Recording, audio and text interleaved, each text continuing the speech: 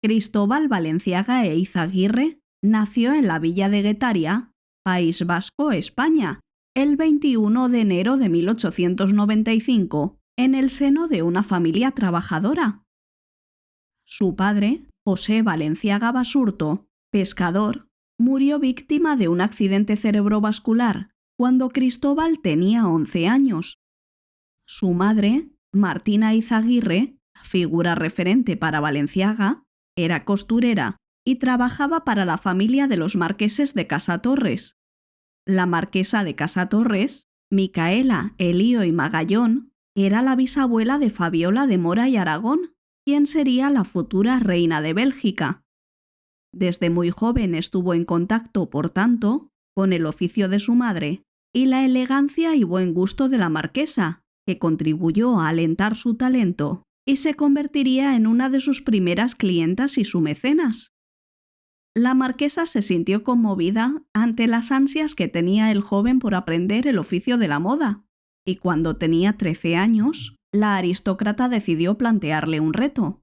Le entregó un trozo de tela junto a uno de sus más exclusivos vestidos con el objetivo de que él lo copiara y demostrara su talento. El resultado contentó tanto a la marquesa que de ahí en adelante se convirtió en su mecenas y se ofreció a financiar su aprendizaje en una sastrería de San Sebastián. A partir de entonces, esta familia y Balenciaga crearían lazos tan estrechos que años después, Fabiola se casaría en 1960 con un divino vestido diseñado con maestría por él. Realmente no queda demasiado claro si sus inicios en la moda llegaron gracias a la abuela o la bisabuela de la futura reina de Bélgica, porque Balenciaga nunca concretó este hecho, pero sí habló en ocasiones de la marquesa de Casatorres, sin dar un nombre específico. Sin embargo, se sabe que ambas acabaron siendo clientas de él, y lo tuvieron siempre en muy buena consideración. En 1908, Cristóbal Balenciaga ya aparecía empadronado en la ciudad de San Sebastián, donde comienza a aprender el oficio de sastre, trabajando en diversos establecimientos con conexiones con la moda parisina.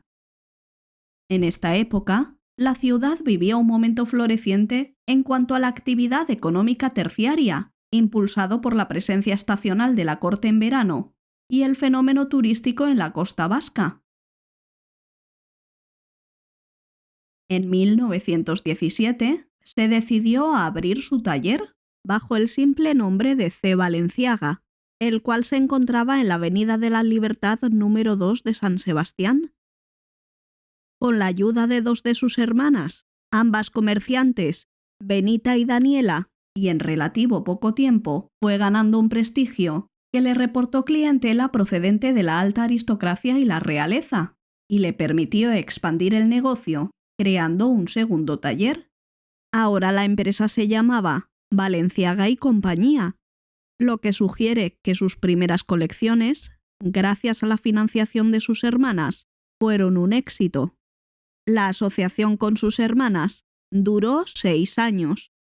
En este tiempo, Balenciaga se consagró como un referente de la costura española, y todo este éxito llegó cuando todavía no había cumplido los 30 años. En 1925, Balenciaga presentó una nueva colección bajo su nombre completo, Cristóbal Balenciaga.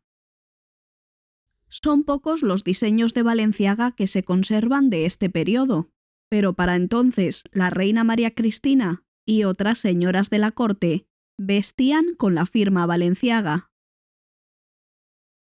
Como muchos modistos extranjeros, viajaba 2 veces al año a París, considerado el epicentro de la moda y el buen gusto. Allí asistía a representaciones de moda de las principales firmas de alta costura, y así estaba al tanto de las nuevas tendencias en moda. Así creaba luego sus colecciones, combinadas con modelos parisinos. Su independencia creativa creció casi al mismo tiempo que su éxito. En 1927 fundó una nueva tienda, Eisa Costura. Este nombre hacía referencia al apellido de su madre, que era Eizaguirre. Fue un ingenioso movimiento empresarial, porque en muchos sentidos se adelantó a su época. Si bien Eiza estaba vinculada al mundo de la alta costura y esto la hacía muy deseable, el uso de tejidos menos selectos reducía el precio considerablemente. Como resultado, la clientela de Eiza creció magníficamente, especialmente entre la clase media, lo que generó grandes beneficios, con los que sufragaba la presentación de las 2 colecciones de costura que Balenciaga lanzaba cada año. En 1933, ante las buenas perspectivas del negocio, abrió su primera tienda en Madrid. Justo un par de años después, abrió otra tienda en Barcelona. Nunca quedaron claras sus posturas políticas. Sin embargo, sí se sabe que era católico practicante. Se exilió en París en 1937, poco después del estallido de la Guerra Civil en España, e instaló sus salones en el número 10 de la avenida Jorge V. Fue sin duda su etapa parisina la que le consagrará como uno de los diseñadores más influyentes de la historia. Esta decisión le dota no solo del acceso a los más importantes proveedores de tejidos y a los mayores especialistas en los oficios relacionados con la alta costura, sino que le pone en contacto con una clientela cosmopolita de gran relevancia social, económica y cultural, y en el punto de mira de los medios de comunicación internacionales. El 9 de agosto de 1937, su casa presentaba su primera colección en París, en un ambiente de gran clase, y el éxito fue fulminante. En esta época, los desfiles de moda no eran como hoy en día. Las modelos desfilaban con sus diseños en completo silencio. Llevaban visible un cartel con un número. Las clientas observaban el desfile también en silencio y simplemente tenían que anotar el número de aquellos diseños en los que estaban interesadas. Cuentan que Cristóbal Balenciaga jamás se dejaba ver tras los desfiles de sus diseños. Según la leyenda, siempre se mantenía detrás de la cortina de terciopelo, desde donde controlaba todo, y rara vez se dejaba ver cuando las clientas acudían a algunos de sus establecimientos. Tampoco le gustaban las reuniones sociales. Su comportamiento le valió el sobrenombre de «el monje de la alta costura». Otros se referían a él con el título de «el hombre invisible de la alta costura». Incluso le apodaron como «el fantasma de la moda». La editora de Vogue lo describió como el hombre que nunca había sido visto, mientras que Women's Wear Daily le etiquetó como el equivalente masculino a Greta Garbo, pues es bien sabido que la actriz fue otra adicta al aislamiento social. El hermetismo de Balenciaga era de tal calibre que llegó a calar el rumor de que su persona no era más que una invención, una estrategia para avivar la llama del misterio que impregnaba su firma. Hubo quien se atrevió a sostener que tras la marca Balenciaga no había un solo creador, sino varios diseñadores que trabajaban en equipo. Mientras que su colega Paco Rabanne, cuya madre había trabajado para la Casa de San Sebastián, dijo de él que era más fácil acercarse a Dios que a Balenciaga. El diseñador llevaba por bandera esa creencia de que lo que importaba no era su persona, sino su obra. Sus diseños, a la vez asombrosos y austeros, maravillaron a la audiencia parisina. Su corte se hizo legendario. Su única pasión era el trabajo. Repasaba los ojales una y otra vez, las mangas, las formas arquitectónicas de sus diseños, y daba mucha importancia a la innovación. A veces podía pasar días enteros enfocado en un único diseño, que hacía y deshacía hasta perfeccionarlo. El traje tiene que quedar perfecto. La costura debe quedar como una segunda piel. No admito una sola arruga, repetía a sus ayudantes. Era un hombre poco hablador, pero severo con su gente y con él mismo. Sus diseños demostraron que su ropa ponía en valor al cuerpo, cualquiera que fuera su forma. Balenciaga superó muchos obstáculos durante la ocupación alemana en Francia de 1940. Resistió la escasez de material, desarrollando aún más su imaginación y depurando su estilo. No obstante, al terminar la guerra, la moda parisina renació. En 1947, el New Look de Christian Dior hizo su entrada triunfal y muchas de las clientas de Balenciaga se sumaron a la tendencia, pero no así el diseñador español, quien continuó sin mirar lo que hacía el otro gran favorito de la confección francesa. Balenciaga también vigilaba con tesón su vida privada. Se dice que el gran amor de su vida fue Blatcho d'Atanville, al que había conocido en España. Era un aristócrata polaco-francés, magníficamente relacionado y que hizo posible reunir el dinero para abrir en París la casa de costura de Balenciaga. Posiblemente fue Blatcho quien convenció al modisto para dar el salto a París. Su historia de amor fue un secreto a voces. De cara al público, solo eran una pareja creativa, pero muchos intuían que entre ambos había un affair. Balenciaga siempre quiso mantenerla en la más estricta intimidad, como todo aquello referente a su vida privada. El diseñador era celoso de lo suyo, y más aún, si tenía que ver con su sexualidad. No hubo nunca un gesto público que confirmara su amor, ni nadie nunca, por más que lo presintiera, hizo algún comentario al respecto. Blatcho era sereno, y siempre encontró las palabras justas para que el diseñador confiara en sus proyectos. Conseguía calmar a Balenciaga cuando él mismo no sabía cómo actuar, guiado por su obsesión con la perfección, y en muchas ocasiones dominado por la impaciencia y la inseguridad. El guapo polaco funcionaba empresarialmente junto a Balenciaga, que también era un hombre atractivo, pero se crecía a su lado. Desde que se conocieron en España, nunca se habían separado, hasta que en 1948 Blatcho murió en Madrid y Balenciaga nunca se recuperó de esta pérdida. En su desfile de aquel año, todos los trajes fueron negros, como una forma de manifestar que estaba de luto. Posiblemente se debió a ese luto que Balenciaga, sin pretenderlo, puso el color negro de moda, como un color básico que combinaba con todo y que además era elegante. Sus clientas generalmente pertenecían a una élite social elevada. Entre ellas se encontraban Grace Kelly, la reina Victoria Eugenia, Wallis Simpson, Marlene Dietrich, Greta Garbo, pero la que siempre será recordada como la musa de Balenciaga será Sonsoles de Icaza, la marquesa de Llanzol. Ella se convirtió en su percha favorita. Era perfecta para todos los diseños innovadores que creaba, esbelta y con unos 75 de estatura. Con ella trabó más que una amistad que había empezado en 1942, cuando ella embarazada quiso que Balenciaga le hiciera un descuento en uno de sus diseños, ya que después de dar a luz, el traje tendría que ser reajustado. Pero él le respondió: ¿por qué tendría que rebajar el precio si yo no soy el culpable de su estado? Su precisión, manejo de la técnica y perfeccionismo le reportaron la admiración de sus colegas y contemporáneos como Christian Dior, que lo llamaba el maestro de todos nosotros. Hubert de Givenchy, que se refería a él como el arquitecto de la alta costura, o Coco Chanel, que lo calificaba como el auténtico modista.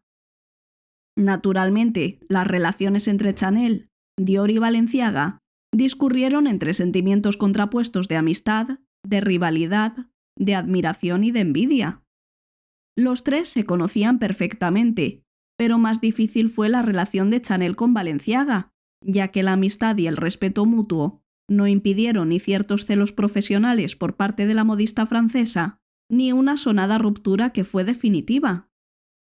Todo surgió cuando, después de muchos años, Chanel quiso conocer la casa parisina del Vasco. Balenciaga la invitó a cenar, y Chanel se quedó maravillada del gusto y la suntuosidad de la casa, lo cual le debió provocar alguna reacción de envidia. Al poco tiempo la diseñadora se encontró con Marie-Louise Busquet, y ni corta ni perezosa, Coco le dijo que Balenciaga debería retirarse porque estaba ya muy viejo, a pesar de que ella era más de una década mayor que él. una insidia que Busquets transmitió inmediatamente al modisto de Guetaria, cuya agraviada reacción fue la de devolver a Chanel todos los regalos que había recibido y cortar con ella para siempre la amistad. Más estables fueron las relaciones entre Balenciaga y Christian Dior. Las grandes inspiraciones del modisto francés siempre fueron Balenciaga, Madame Gret y Madeleine Vionnet, precisamente la gran amiga y maestra del diseñador de Guetaria.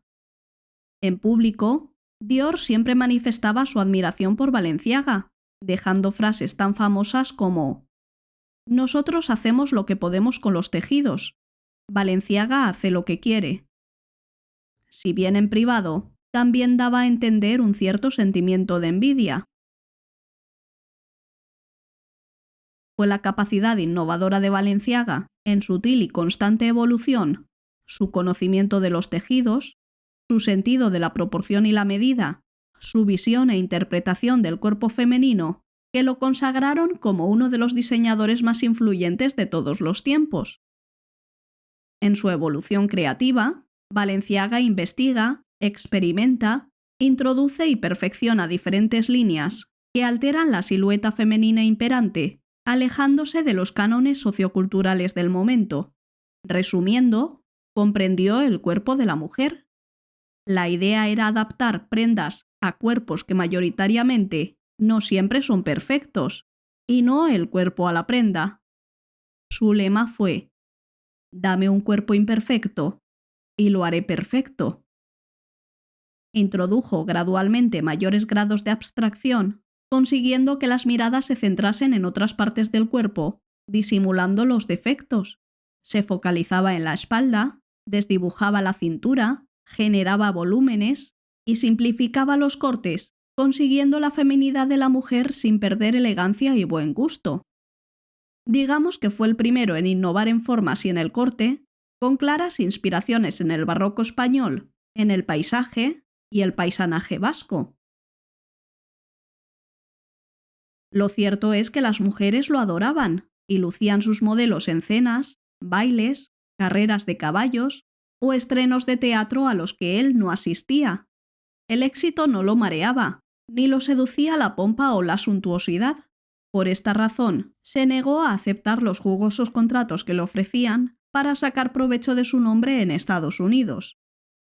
Sus creaciones basadas en la comodidad, la pureza de líneas, la reinterpretación de la tradición española y el desarrollo de volúmenes innovadores marcaron la moda de las décadas centrales del siglo XX, hasta el año 68, cuando la alta costura empieza a perder peso en favor del prêt-à-porter. Fue precisamente ese mismo año cuando firmó el proyecto de los uniformes de las azafatas de Air France, que se mantuvieron vigentes durante una década, a pesar de que fueron criticados por su incomodidad, por lo que Balenciaga debió darse cuenta de que aquello no era lo suyo, y la decisión de clausurar sus casas de moda resultó irrevocable. Balenciaga abandonó París y se instaló en su casa de San Sebastián con su último compañero, Ramón Esparza. Allí se dedicó a disfrutar, pintar, conversar y a comer en compañía de algunos de sus antiguos ayudantes. Siempre había sido reacio a aparecer en prensa y conceder entrevistas. Otorgó tan solo 2 entrevistas en su vida, una en 1968 y otra a su amiga Prudence Glynn, del diario británico The Times, en 1971, donde dejó la famosa frase: «Nadie se imagina lo duro y agotador que es este oficio, a pesar de todo el lujo y el glamour». Volvió a ser visto en público durante el funeral de Gabrielle Chanel en 1971, a pesar de que habían dejado de hablarse. Salió de su ostracismo una vez más, a petición de una antigua clienta, Carmen Polo, esposa de Franco, para diseñar el vestido de novia de la nieta del dictador, Carmen Martínez Bordiú, cuya boda tuvo lugar el 8 de marzo de 1972, en el Palacio de El Pardo. También la madre de la novia había sido clienta de Balenciaga. Martínez Bordiú Recordó la tortura que supuso para ella las pruebas del vestido, porque Balenciaga era muy meticuloso. Él personalmente hizo todas las pruebas. Lo recordó como muy introvertido, pero con grandes modales. Cristóbal no asistió al enlace, siguiendo su costumbre de declinar la invitación de boda de todas sus novias. La muerte le sobrevino días después inesperadamente. Había ido de vacaciones junto a Ramón Esparza al parador de Xàbia, en Alicante, localidad que le había conquistado por su paisaje y su clima más benévolo que el vasco. No estaba enfermo ni se le conocía padecimiento grave, pero el 23 de marzo de 1972 sufrió un infarto de miocardio, seguido de un paro cardíaco. Fue trasladado de urgencia al Sanatorio de la Sagrada Familia de Valencia, en cuya unidad de cuidados intensivos fue ingresado, y donde le asaltó un segundo paro cardíaco que le produjo la muerte a los 77 años. El Women's Wear Daily, prestigioso diario de los profesionales de la moda, anunció solemne: «El rey ha muerto». Nadie tuvo dudas sobre a quién se refería. Carmen Martínez Bordiú se enteró de la noticia durante su luna de miel y reconoció más tarde que sintió un gran orgullo al recordar que el modista elaboró su última obra pensando en ella. El entierro tuvo lugar el 25 de marzo en Guetaria, su pueblo natal.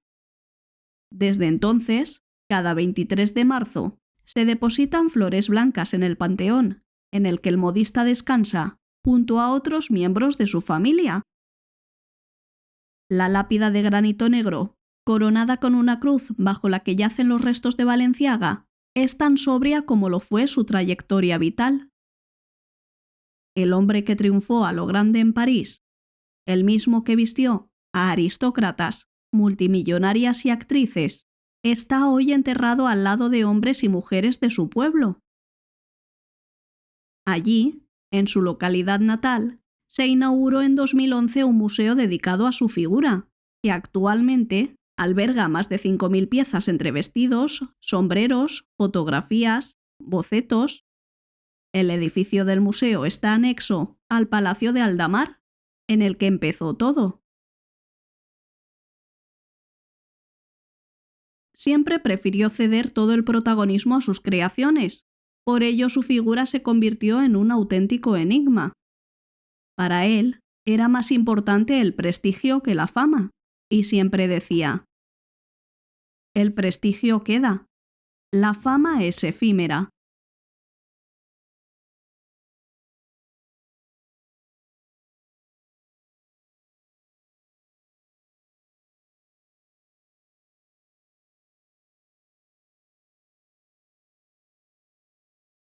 Si te ha gustado este vídeo, no dudes suscribirte a mi canal.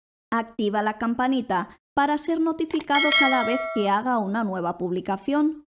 También me podrás encontrar en las redes sociales de Facebook e Instagram. Nos vemos en el próximo vídeo.